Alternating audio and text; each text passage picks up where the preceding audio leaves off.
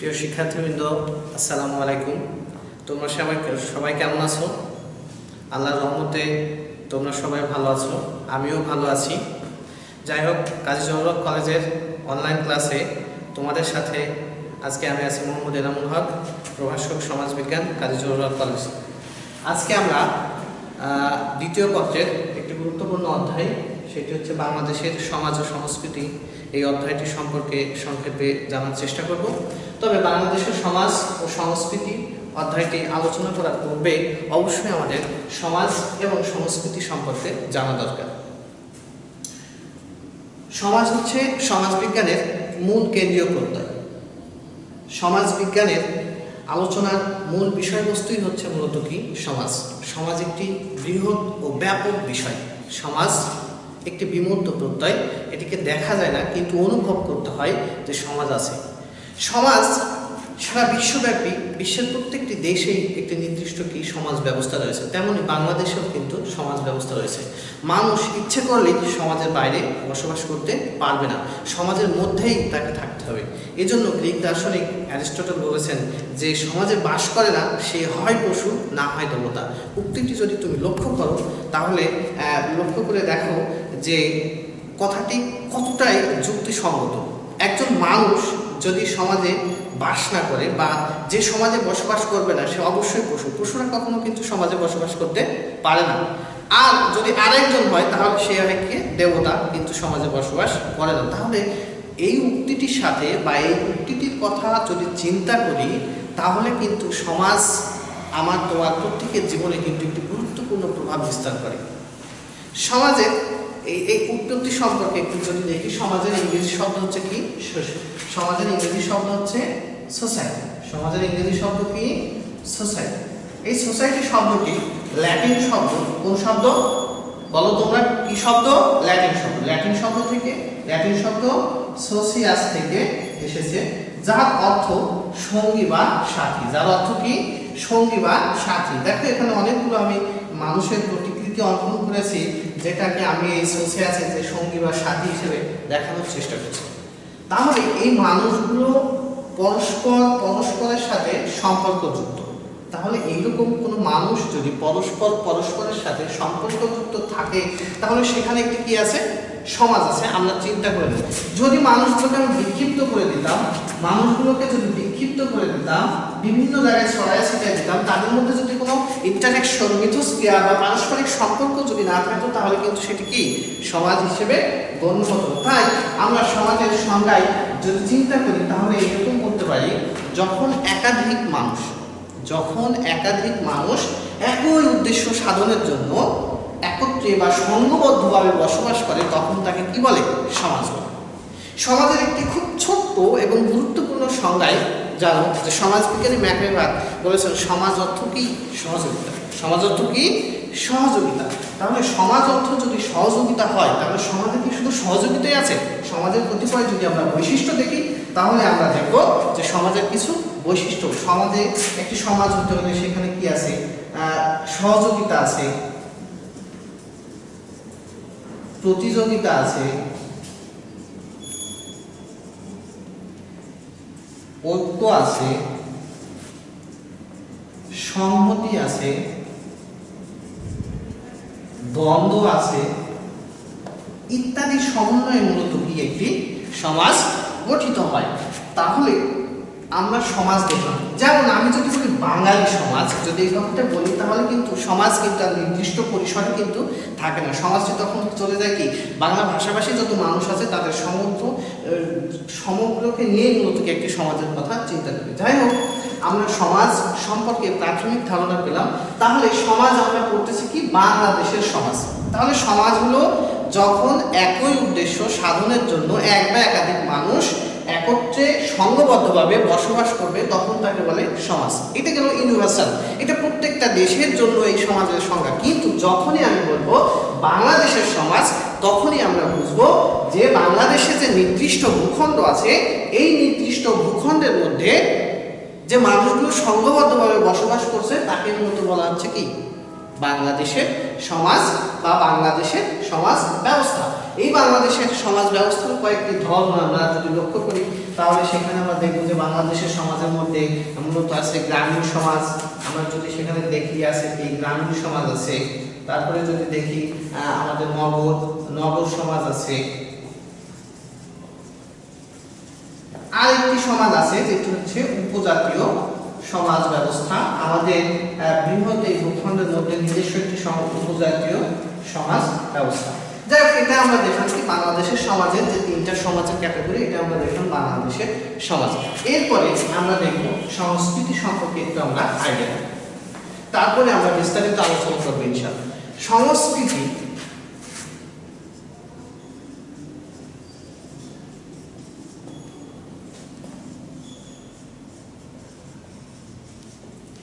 সমাজবিজ্ঞানের যে বেসিক কনসেপ্টগুলো আছে, সমাজবিজ্ঞানের যে মৌল প্রত্যয়গুলি আছে, তার মধ্যে কালচার বা সংস্কৃতি অন্যতম। এই সমাজের সাথে যেমন সমাজ বিজ্ঞানের সাথে যেমন সমাজ রিলেটেড, তেমনই সমাজের সাথে সংস্কৃতিটাও কি রিলেটেড। আমরা প্রথম পত্রে সংস্কৃতি সম্পর্কে বিস্তারিত আলোচনা করেছি, তারপরেও তোমাদেরকে দ্বিতীয় পত্রে এই অধ্যায়টি আলোচনা করার জন্য আমাদের সংস্কৃতি সম্পর্কে আরেকটু ধারণা নেওয়া দরকার। এই সংস্কৃতি শব্দটি সর্বপ্রথম ব্যবহার করেন ইংরেজ দার্শনিক ফ্রান্সিস বেকন ইংরেজি সাহিত্যে ১৬শ শতকে এই প্রত্যয়টি ব্যবহার করেন এবং এই প্রত্যয়টি বিশ্বব্যাপী পরিচয় বা পরিচিতি ঘটানোর চেষ্টা করেন। যাই হোক, কালচার শব্দটির আমরা যদি উৎপত্তিগত অর্থ যদি আমরা দেখি, তাহলে কালচার এই ইংরেজি শব্দটি ল্যাটিন শব্দ কোলরি থেকে এসেছে। কোলরি থেকে এসেছে, যার অর্থ কর্ষণ বা চাষ। অর্থাৎ এখানে কর্ষণ বা চাষ বলতে কি জমি চাষের কথা বলা হচ্ছে? ঠিক তা না। সংস্কৃতি, আসলে সংস্কৃতিটা কারা অর্জন করে? সংস্কৃতি অর্জন করে সমাজস্থ মানুষ। পৃথিবীতে একমাত্র মানুষই হচ্ছে সংস্কৃতিবান প্রাণী। তো এই মানুষের আচার আচরণ, কৃষ্টি কলা, নীতি নৈতিকতা ইত্যাদি যে বিষয়গুলো আছে, সেগুলো যে পরিমার্জন, সংকোচন, এই যে বিষয়গুলো আছে, এটাকে মূলত বোঝানো হচ্ছে কর্ষণ বা চাষ। তাই আমরা বলতে পারি যে এখন তাহলে এই প্রেক্ষাপটে আমরা বলতে পারি মানুষ যে সমাজে চলতে বসবাস করতে যে ধরনের প্রতিনিয়ত আচার আচরণ করে, সেগুলোর প্রেক্ষাপটই হচ্ছে মূলত কি সংস্কৃতি। তবে সংস্কৃতি বলতে আমরা কি বুঝি? সংস্কৃতি বলতে যদি আমরা বুঝি, তাহলে সংক্ষেপে এক কথায় যদি বলতে চাই, তাহলে বলতে হয় মানুষ যা কিছু করে তার সমষ্টি হচ্ছে মূলত কি সংস্কৃতি। তবে যা কিছু বলে এর মধ্যে পজিটিভ দিকটাই কি লক্ষণীয়। এরপরে সংস্কৃতির সংজ্ঞায় একজন সমাজবিজ্ঞানী বলছে, বিখ্যাত সমাজবিজ্ঞানী ম্যাকেন্ডার বলছে, culture is that what we are. Culture is that what we are and civilization is that what we have. সংস্কৃতির সবচেয়ে গ্রহণযোগ্য যে সংজ্ঞা দিয়েছেন EP Taylor the primitive culture গ্রন্থের মাধ্যমে, তিনি বলছেন যে সংস্কৃতি হচ্ছে এমন একটি বিষয় বা যে বিষয়টি সমাজের সদস্য হিসেবে মানুষ অর্জন করে, সে অর্জনগুলোর বিষয় কি আইন, রীতি নীতি, নৈতিকতা, বিশ্বাস, মূল্যবোধ ইত্যাদি সমষ্টি মানুষ সমাজের সদস্য হিসেবে যেগুলো অর্জন করে, সেটি হচ্ছে মূলত কি সংস্কৃতি। এই সংস্কৃতি এবং সমাজ পাশাপাশি একটি প্রত্যয়। যখন এই সংস্কৃতি আমরা যখন দেখি যে মানুষ যা কিছু করে তাই হচ্ছে কি সংস্কৃতি, যখন আমরা বলবো যে বাংলাদেশের সংস্কৃতি, এই বাংলাদেশের সংস্কৃতি যদি আমরা বলি, তাহলে বাংলাদেশের নির্দিষ্ট ভূখণ্ডের মধ্যে যে জনসমষ্টি আছে, এই জনসমষ্টির যে আচার আচরণ, রীতি নীতি নৈতিকতা, আদর্শ, মূল্যবোধ যা কিছু আছে, তার সমষ্টি হচ্ছে মূলত কি বাংলাদেশের সংস্কৃতি। অনেক সময় যদি কোনো শিক্ষার্থীকে বলা হয় যে আসলে বলতো কালচার কি, সেই শিক্ষার্থী তখন বলে কালচার মানে গান বাজনা। আসলে কালচার মানে গান বাজনা নয়, কালচার মানে শুধু গান বাজনাই যে কালচার এমনটা না। মানুষ যা কিছু করে তার সৃষ্টি জগতে বা এই জগতে মানুষ তার জীবন ধারণের ক্ষেত্রে যে সকল কাজকর্ম করে তার সমষ্টি হচ্ছে মূলত কি সংস্কৃতি। আমরা যেমন বাংলাদেশের সমাজের ক্ষেত্রে যে কয়েকটা ধরন দেখেছি, তেমনি বাংলাদেশের সংস্কৃতির ক্ষেত্রে আমরা কয়েকটা ধরন লক্ষ্য করি। যেমন বাংলাদেশের এখানে আছে গ্রামীণ সংস্কৃতি, নগর সংস্কৃতি এবং আরেকটি হচ্ছে যে উপ সংস্কৃতি। এভাবে বাংলাদেশের সংস্কৃতিকেও কিন্তু আমরা কয়েকটা ভাগে ভাগ করতে পারি, যেগুলো আমরা পরবর্তী ক্লাসে বিস্তারিত আলোচনা করব। এখন দেখি বাংলাদেশের এই সমাজ ও সংস্কৃতি, এখানে সংস্কৃতির যে অংশটি আলোচনা করছি সেখানে দেখি সংস্কৃতির উপাদান কয়টি বা সংস্কৃতির ধরন কয়টি। সংস্কৃতির উপাদান সমাজবিজ্ঞানী অকবার ও নিমকবের মধ্যে সমাজের যে দুটি উপাদান, একটা হচ্ছে বস্তুগত উপাদান আর একটা হচ্ছে কি অবস্তুগত। একটা হচ্ছে কি বস্তুগত উপাদান,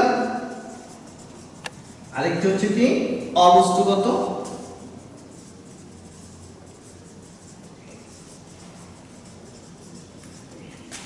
বস্তুগত উপাদান বলতে যেগুলো আমরা দেখতে পাই সচরাচর, যেগুলো আমরা দেখতে পাই বা স্পর্শ করতে পারি সমাজের সৃষ্টি জগতে, সেগুলোকে বলা হচ্ছে বস্তুগত উপাদান। যেমন চেয়ার, টেবিল, ঘর, বাড়ি এক্সেট্রা যেগুলো মানুষ ইন্দ্রিয়গ্রাহ্য, সেগুলোকে বলা হচ্ছে বস্তুগত উপাদান।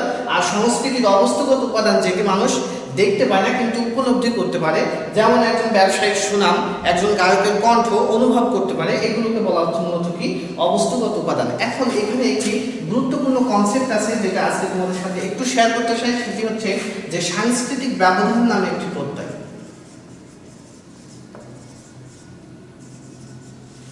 দেখো সাংস্কৃতিক ব্যবধান কি। আমরা জানি যে সংস্কৃতিক উপাদান কয়টি? দুটি। একটি হচ্ছে বস্তুগত আর একটি হচ্ছে কি অবস্তুগত। একটি হচ্ছে বস্তুগত উপাদান আর একটি কি অবস্তুগত উপাদান। এই দুটি উপাদানের মধ্যে যে সমন্বয়হীনতা বা যে গ্যাপ সৃষ্টি হয় সেটাকে মূলত বলা হচ্ছে কালচারাল ল্যাগ।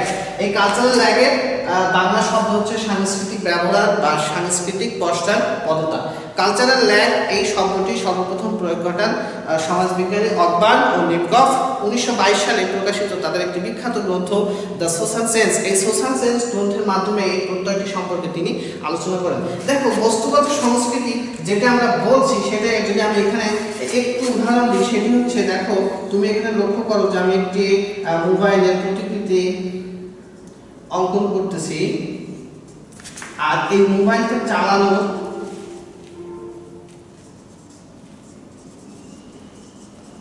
দক্ষতা।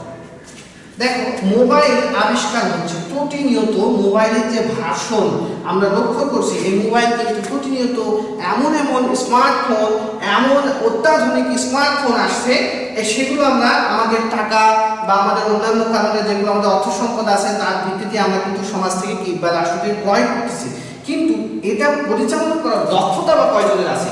তাহলে সংস্কৃতির এই বস্তুগত উপাদানটি যেভাবে পৃথিবীতে বিস্তার লাভ হচ্ছে আর সে অনুযায়ী কিন্তু এটা পরিচালনা করার জন্য দক্ষতা সম্পন্ন মানুষ বা দক্ষতা বা জ্ঞান নেই। তাহলে এটি যদি বস্তুগত সংস্কৃতি হয়, এটি হচ্ছে অবস্তুগত সংস্কৃতি। এই সংস্কৃতিগুলোর মধ্যে এটি দ্রুত মানুষ অর্জন করলেও বা গ্রহণ করলেও এটা কিন্তু পাচ্ছে। তাহলে এই দুইটার মধ্যে একটা কি ব্যবধান, একসাথে চলতে যে দুইটার মধ্যে যে ব্যবধান সৃষ্টি হচ্ছে, এই ব্যবধানটাকে মূলত বলা হচ্ছে কালচারাল ল্যাগ বা সাংস্কৃতিক ব্যবধান। এই বিষয়টি তোমাদের সামনে আমি আজকে বাংলাদেশের সমাজ ও সংস্কৃতির যে আইডিয়াটা এটা দিলাম। আমরা আগামী ক্লাসে বাংলাদেশের সমাজ এবং সংস্কৃতির প্রকৃতি, স্বরূপ এবং বাংলাদেশের সমাজ ও সংস্কৃতির কিছু বৈশিষ্ট্য দেখার চেষ্টা করব। সেই পর্যন্ত তোমরা আজকে এই পর্যন্ত। আগামী ক্লাসের জন্য তোমরা সবাই ভালো থেকো, সুস্থ থেকো এবং নিরাপদে থেকো। সবাইকে ধন্যবাদ। আসসালামু আলাইকুম।